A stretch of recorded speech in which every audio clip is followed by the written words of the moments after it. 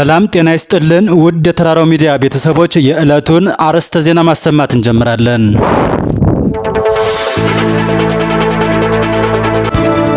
መርጠን የምንተውም ሆነ መርጠን እርምጃ የምንወስድበት ጠላት የለም ሲሉ የአማራ ፋኖ ብሔራዊ ኃይል ሰሜን አማራ ቀጠና ምኒልክ እዝ የህዝብ ግንኙነት ኃላፊ ተናገሩ።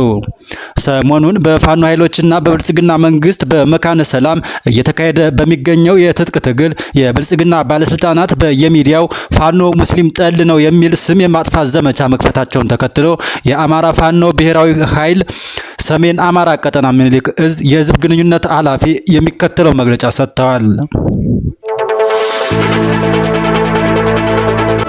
በዘመቻ አደማሊ ታይቶ የማይታወቅ ኪሳራ የደረሰበት የኦህዴድ ብልጽግና አሽከር ሎሌ የሆነው ብአዴን ብልጽግና የሚይዘው የሚጨብጠውን በማጣቱ የአማራ ህዝብን ለማፋጀት በማለም ሃይማኖታዊ አጀንዳ ፈብርኳል።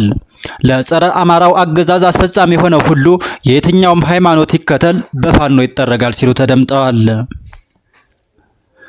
ትግላችን የአማራ ህዝብ ህልውና ጉዳይ ነው ያሉት ከማሳያዎቹ መካከል ደግሞ ወላሂ ሁለተኛ አማራ አልሆንም አትግደሉኝ እያለች እየተማጸነች በአማራነቷ ምክንያት በግፍ የተገደለችው ህፃን አይሻን እናስታውሳችሁ ሲሉም አክለዋል።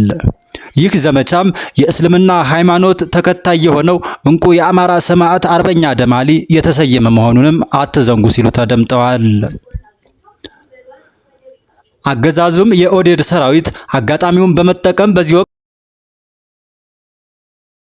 አማራ እርስ በርስ ለማጫረስ በማሴር መካነ ሰላም ላይ በተሰራ ኦፕሬሽን በአገዛዙ የጸጥታ ዘርፍ የሚሊሻ እና የፖሊስ አመራር የነበሩ ሙስሊም ባንዳዎች የተወሰደው እርምጃ ሃይማኖታዊ አጀንዳ አድርጎታል ብለዋል።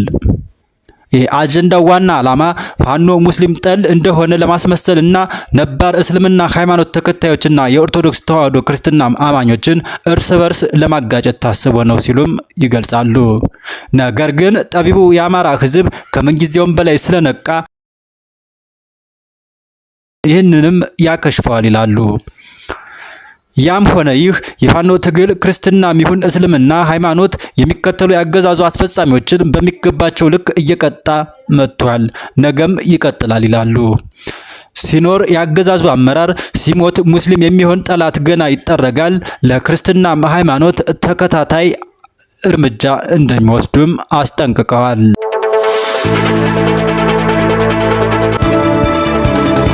የአማራ ፋኖ ብሔራዊ ኃይል ምስራቅ አማራ ቀጠና ምኒልክ እዝ ምክትል የፖለቲካ መምሪያ ኃላፊ አርበኛ ሞገስ አባራው ተናግረዋል።